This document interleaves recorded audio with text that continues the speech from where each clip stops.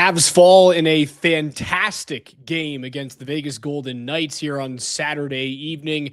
3-2 is the score in overtime in a game in which the points are made up for Colorado and the results don't matter. However, Vegas playing for everything this late in the season. The 2 points guaranteed the Vegas Golden Knights will be part of the 16-team NHL playoff format.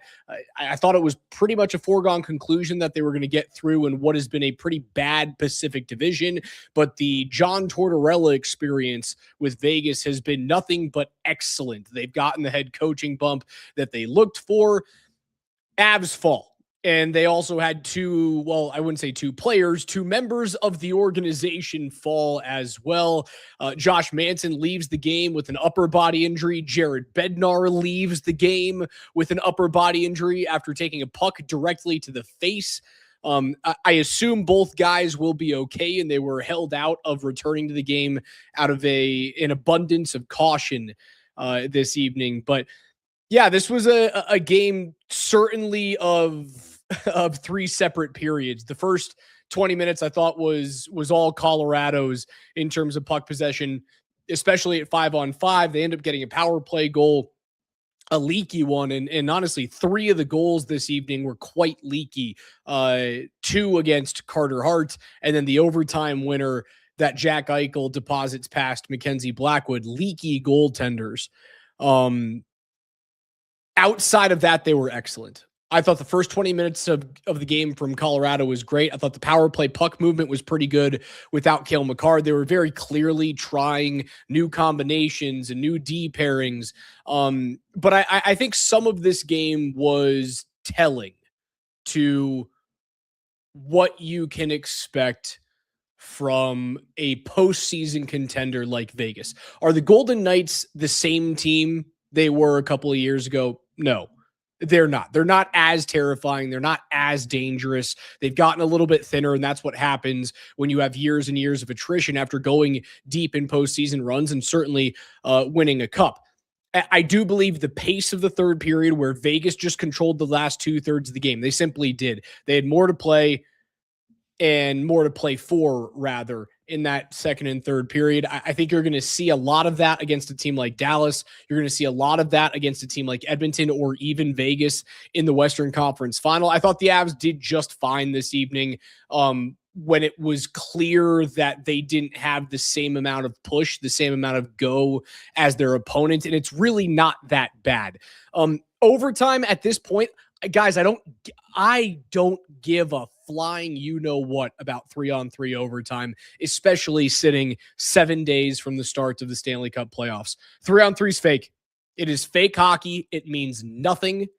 When the hockey actually matters, you go into play 5-on-5, and the Avalanche are the best 5-on-5 team in the sport of hockey right now. So 3-on-3, I'm not going to sit here and rip apart the Avalanche because a point means nothing. They still are going to have more points than any team in the National Hockey League this year. They will be the number one overall seed in every single series that they play in. They will be the home team. Hopefully it's a full set of 4 series this postseason for Colorado. So the 3-on-3, I really don't care about. I thought, I see a question here. What did I think of McKinnon? Vinny asks on YouTube.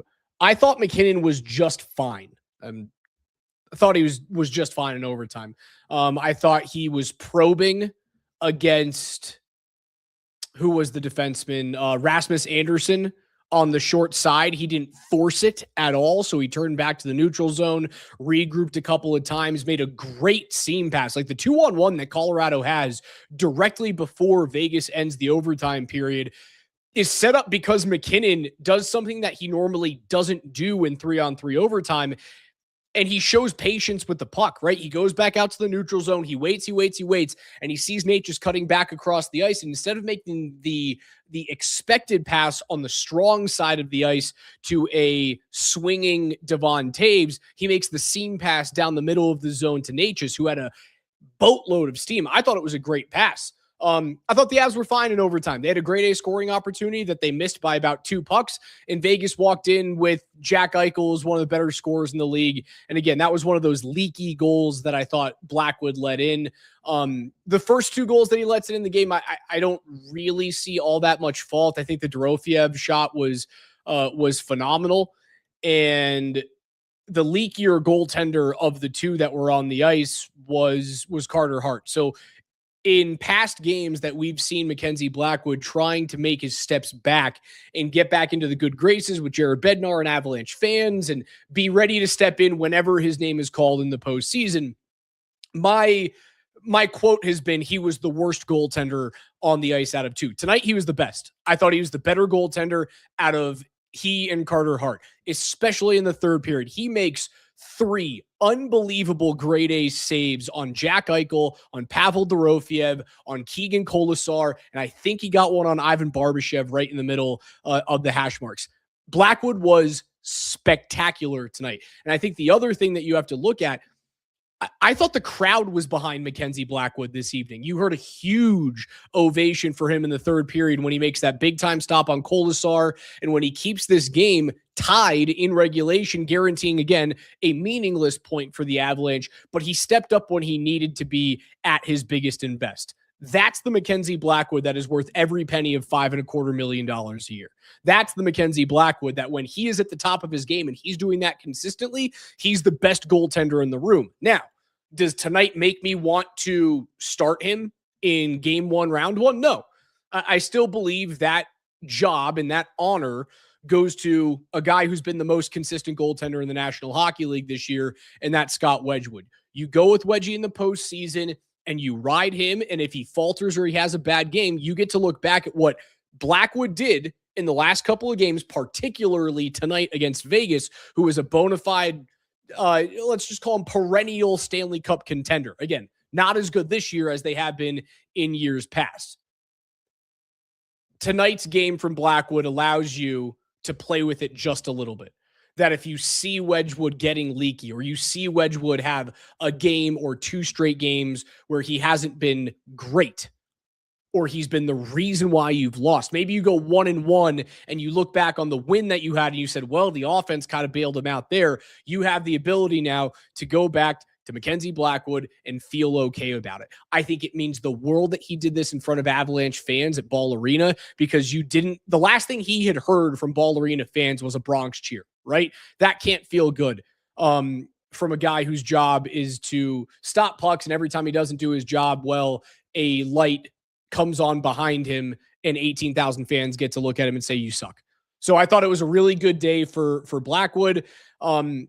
These are going to be weird games, guys, where we're not expecting the Avalanche to go out with everything they have.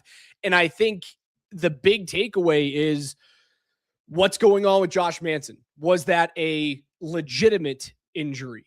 Or was this, he got hit up high, it doesn't feel great, sit the heck down, we'll see you in 1 week when you get to take Los Angeles or Nashville on. I do think it's going to be the Kings. Kings have the better road right now, the easier road for the remainder of the postseason, for the remainder of the regular season. I think it's going to be LA, and I love that. LA's not a serious contender this year.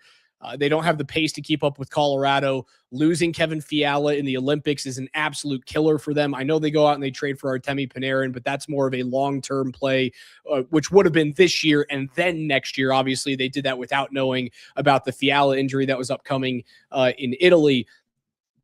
They hit everything that moves. They don't have anywhere near enough to keep up with Colorado. So I think that is your preferred matchup.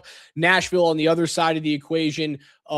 It's a veteran-laden team. And while I'm not nervous about you losing to Nashville, I do believe that's the team that could. Remember what the Avalanche did all those years ago? They pushed Nashville to 6 games and they used, was it Hammond, the goaltender? The Hamburglar that they had to play. It was the cow stomachs and pancreases and cattle hearts, whatever the Moj call was, on that Sven Andrighetto goal, I believe, that extended the series. Nashville's that type of team. Not that they were that young like Colorado was, but Nashville's the type of team that could push a 1 seed to like 6 games. And I don't want to deal with any of that. I don't think it would be a problem for them to get through any team in the first round, but I want Colorado to be able to play a 4 or 5 game series, be rested, and be ready to watch Dallas and Minnesota kick the living shit out of each other for 14 days. That's why I want the Los Angeles Kings. I still believe it's going to be LA because they've got the easier road from here on out. Colorado wasn't the better of the two teams tonight. It's that simple. It's a stark contrast from like what we got to watch earlier today with the Denver Pioneers locking up their 11th. It's mind-boggling that the University of Denver has 11 national championships. They just hold off Wisconsin. And I know a lot of people on the ESPN broadcast for the last couple of days with John Buccigross on the call were upset with Bucci and upset with ESPN about how they talked about the Denver Pioneers. I'm going to level with you. They weren't the better of the two teams in either one of those games, the win against Michigan or the win against Wisconsin. But Denver doesn't have to be the better of the two teams to win those games, man. David Carl plays a great defensive style. They always find a way to get a no-name goaltender that shows up big when he needs to, and they just wait. They wait, and they pounce right at the perfect time. They held off Michigan. Michigan had the puck for 75% of that game. Wisconsin had the puck for 75% of the game. And in a playoff format where it's just one game, you can sit and wait and hold off and get outshot 45-20 in a single game, and you can find a way to win. In college hockey, it's perfect. That type of style in a 7-game series, they likely don't get past Michigan, and they likely don't get past Wisconsin. In a 1-game series, man, that's all you need to do is lie and wait for the perfect time. And David Carl and the Denver Pioneers did it yet again. It is a sensational program. I've got some really good buddies that have gone there and won national championships. They have nothing great to say about that. Now, they were playing before David Carl was there, back when they won a championship with Jim Montgomery. Coached a few kids that were on this DU team this year, or been around the organization when they were with the Thunderbirds. So congratulations to Coach Carl. Just fantastic, man, what they were able to do.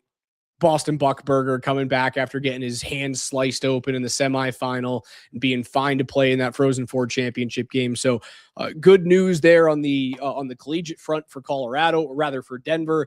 And then a professional front for Colorado tonight. I think you take the positives out of it. Mackenzie Blackwood was fine. Top line looked pretty good. Nathan MacKinnon was buzzing. He's a little, I suppose there's one thing. Nathan MacKinnon feels a little snake bitten at 5-on-5. Like I watched the past couple of games where Colorado has looked just fine. Not dominant, but just fine. And I'm not expecting them to have the same amount of swagger and intensity that they have this entire season, considering that everything is completely locked up. But I have noticed that Nathan MacKinnon, while he's dominating possession, and honestly has been way better with the turnovers. Like he and Nikola Jokic have a very similar game that you can get frustrated with while still looking at it and going, that's one of, if not the best players on the planet. McKinnon's been better with the puck and his turnovers, not forcing things to the middle, that little flippy, saucy backhand pass that he tries to force that gets through 1 out of 10 times. Now, when it gets through, it's a bona fide grade A, but he's done it less and less. And I'm really liking that going into the postseason, because those risk plays, those low percentage plays that could turn into grade A's in the postseason more than likely will just turn into turnovers, coming back. Now you're tired. You're on the back check. And when you play against a team like Dallas, or maybe even like Vegas tonight, later on, and certainly Carolina or Tampa Bay, or maybe even Buffalo with how good they've been this year, that's that type of turnover that can kill you and cost a season. I don't know if I need to see Nathan MacKinnon on a flight. I don't need him getting on a flight tomorrow to Alberta to go see the Edmonton Oilers and the Calgary Flames in back-to-back games. I don't know if I need to see Marty Necas on that flight. I certainly don't need to see Josh Manson on that flight. I believe the Avalanche have 3 remaining AHL call-ups for non-injury. So what happened in the offseason is when they redid all the LTIR loopholes. So you can't just put a guy on LTIR during a season and then bring him back in the postseason. They completely locked that up. What they also did is you can now have four call-ups post trade deadline that do not have anything to do with an injury. I believe the Avs have every single one of those call-ups as it stands right now. They can call up another defenseman. Like if they want Sean Behrens to play in his first NHL games, they can call him up in the stead of Josh Manson for the next couple of games, and it won't count against those four players. So what I would like to see is them call up 2 or 3 of those guys and make the trip to Alberta, because Nate isn't injured. Natchez isn't injured. Gabe Landeskog isn't injured. I don't need Gabe getting on that flight either. Call up some guys from the AHL because you have those slots. Nothing matters. Yeah, Blinksy says it right here. Ivan, Brindley, Taylor McCarr, be my guest. Get on the flight, fellas. Get your miles in. It sucks that you're not going to be able to watch a banger of a Masters Sunday tomorrow because you're going to be on a flight to Alberta, but strap in and play. That's what I'm doing if I'm the head coach of the Colorado Avalanche going into these 2 games. They're the Eagles. They are, right? That's who they are for the next couple of games. Don't worry about the upper body injury for Josh Manson. I'm not nervous about that. I believe we do have a quick update on Jared Bednar from Arif Dean. Bedsy takes a puck to the right cheek. He is alert. He's conscious, but he's headed to the hospital for a CT scan, which makes me believe that he's like basically in concussion protocol. So feels like that was a pretty heavy puck to just above the temple or the side of the head. If it had caught him a little bit closer on, whether it was on the brow, the forehead, or the nose, I would have expected him to come back and coach in that game. But when it comes to head trauma and concussions, those of you who know me, I like to take an abundance of caution when it comes to those things because concussions are no joke. But you guys let me know. Let me know in the chat, in the comment, whether it's on Twitch, on X, or on YouTube. What are the big things that you guys saw tonight that were concerning? What are the big things that you saw tonight that got you excited for the postseason? We are, I say 7 days away. I believe the Avs aren't going to be playing until the 19th. That's kind of my guess. They don't play until late on April 16th. It was originally an 8:30 puck drop on national television. It has now been moved to an 8 p.m. puck drop for the final game of the season. That is a nationally televised game, so it's still probably going to be closer to about 8:15. I don't expect the NHL to make the number 1 overall seed, who plays late on a Thursday night, play on Saturday in round 1, game 1. So I expect just a couple questions from Bandit. When is Kale back? What about Naz? I expect Kale McCarr. Honestly, Kale might be on the trip. Maybe Kale gets on the flight. I expect Kale to get in one of the next 3 games. I don't expect him to play in all 3 of them. Kadri is expected back, but I would not bring him on the trip because his injury is so fresh. I would expect him back for the final game of the regular season. Buffs make me sad. You're late to the show, brother. We just talked about DU. Just talked about the fellas, the comeback kids, the cardiac pioneers in their 11th national championship. Unbelievable. Unbelievable for them, man. Yeah, just a little late to the show. We had a great time talking about that victory. Couple of Colorado kids on that team, Kieran Sebrian and Peyton Nelson on DU. Couple of local kids played their hockey with the Thunderbirds, and then Nelson left and went to the Chicago Mission before going to the United States Hockey League. But both local kids from the Littleton area. Good families from what I know and from what I hear. Just so exciting. Like, guys, they shut down. If you haven't been around DU, they shut down Evans. Completely shut down Evans. Unreal. Everyone partying out there. Yeah, this is a really good one right here. The TJ Hughes signing. This is sneaky for the Avalanche. For a team that has traded away so many draft picks over the course of these 7 great years that the Avs have always been in contention, you have to make up for that lack of draft capital, that lack of talent and young, cost controllable talent in your pipeline some way, somehow. It's not like you just get draft picks back eventually. I love this. This is a kid that is a Hobey Baker finalist, really good player for Michigan. Is he going to be an impact player in the NHL? Probably not, but could you hope that he turns into a bottom 6 forward that can be a Parker Kelly before he was scoring 20 goals? Could he be a Jack Drury type of player? Maybe he could be a bottom 6 type of guy. I love this chance. Good for them. Other questions I see. What about the goaltender for DU? The reason why he goes undrafted, guys, he's 5'10" and 157 pounds. That's why. He's good. Don't get me wrong, but he's 5'10" and 157 pounds. Find me a 5'10" goaltender in the National Hockey League. Not going to happen. There was a kid years ago from Michigan State. He used to hang on the net. I can't remember what his name was. I got to find it. Was it Trey Augustine? No, he's playing for them right now. There's a Michigan State goaltender years and years and years ago. It had to be 10 to 15 years ago, who was miniature, maybe 5'8". And no, it's not Darren Pang Storchio, who was really, really good. And people are like, oh, I can't believe he's not an NHL drafted goaltender. I got to find him. I'm looking him up right now. Not Trey Augustine. Who is this guy? Michigan State. I'm not going to be able to find it. If any of you guys know who I'm talking about, the Michigan State goaltender, let me know. Let me know. As of right now, don't know what happened to Josh Manson. We are still awaiting word from the organization. I've sent a couple of text messages out to my guys. Hopefully I can hear back. I'm still expecting it to be a precautionary type of thing. I'll send another couple of text messages out, hopefully before we get to the end of this.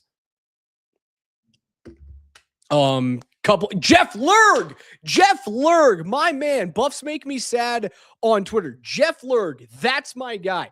Super tiny goaltender, like 5'8", 5'9", was one of the best goaltenders in college hockey when he was playing. Had no chance at making the NHL because he simply wasn't big enough. And what he used to do prior to games, he was so small that he could throw his elbows up and over the goalie or up and over the crossbar of the goal mouth, and he would hang on the net as part of his pregame warmup, and he would just swing back and forth like he was a monkey at the zoo, man. Jeff Lerg, what a pull. Thank you so much.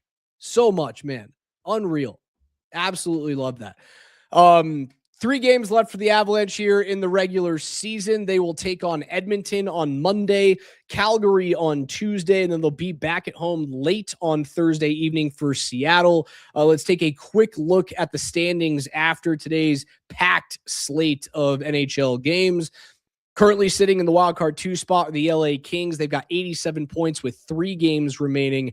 Nashville, 86 points in 80 games. Looks like they still have a chance, but LA's got the easier path in. The Winnipeg Jets, 3 games remaining at 82 points. They're toast. San Jose fell apart down the stretch. They've got 4 games remaining, but they only have 81 points. They need to win out, and both Nashville and LA need to lose out in regulation. The San Jose Sharks have no chance of getting there. Utah has locked up a playoff spot. Edmonton and Vegas have locked up playoff spots. The Anaheim Ducks, shockingly, have not locked up a playoff spot, but they're just 2 points out with, I don't believe they have the tiebreaker in hand, but they're just 2 points out with a game in hand. So Anaheim still has an opportunity to go in and win the Pacific. I think winning the Pacific is everything this year.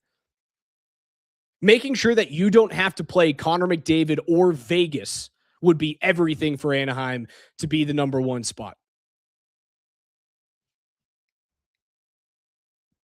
Dallas and Minnesota locked in the 2-3 seed.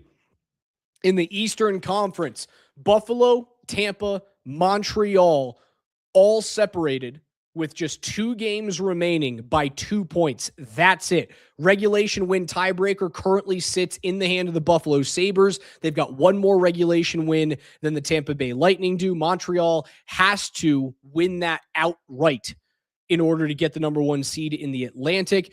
Again, I think that's a huge seed to be that number 1 overall. I think Buffalo ends up getting it, and we're going to get an unbelievable series between Tampa Bay and Montreal in the first round. Carolina is going to end up being the number 1 seed in the Eastern Conference. They've got 110 points. They've already locked up the Metropolitan Division. Pittsburgh is locked in as the number 2 seed with 2 games to go, the tiebreak in hand, and 4 points ahead of the Philadelphia Flyers. So we might get a Pennsylvania, a Keystone State showdown between Pittsburgh and Philly. That's going to be unbelievable. Just like we got the surprise postseason run, or rather playoff berth of the Washington Capitals last year, we get another one of the Crosby, Ovechkin teams of yesteryear. Crosby, Malkin, Letang, Carlson all get one more shot to see how deep they can go in the Eastern Conference, which I believe is still wide open. I don't really think Pittsburgh can get past Carolina in round 2. I'm excited to see Sidney Crosby play playoff hockey once again. Your wild card spots are already locked in right now.